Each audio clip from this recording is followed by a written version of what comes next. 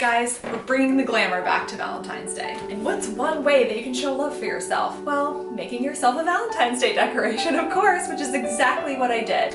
So I was feeling a little bit off the other day, and whenever I feel off or stagnant, or to be honest, I really can't even explain where this weird energy was coming from. It was just bleh. But anytime I feel like I need to just get out of a funk for whatever reason, I make something.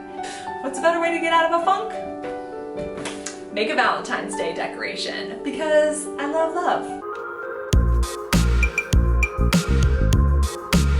I don't know if you all remember this from my last year Valentine's Day craft. This was quite the project from last year, that's for sure.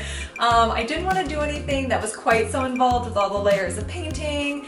Basically, I was at home watching football yesterday and just decided that I needed to create a Valentine's Day craft with what I had in the house. So what was that?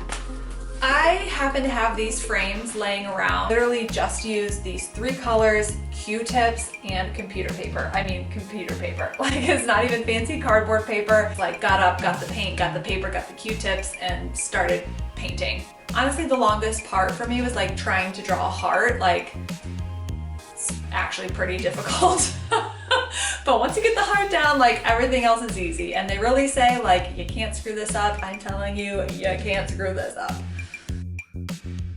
Does anyone actually miss the glamour days of Valentine's Day when you were in grade school? Like, I remember just loving picking out my Valentines. I remember really like getting Valentines, even though like everyone passed one out to everybody. But I just want to bring back the glamour of Valentine's Day, even though like at work in the adult world, if you give someone a Valentine, that might actually come off really weird and creepy, which is kind of a shame. But anyway, I'm trying to bring the glamour back. Who would have thought paint, some Q-tips, and some computer paper would turn into such art, if I do say so myself.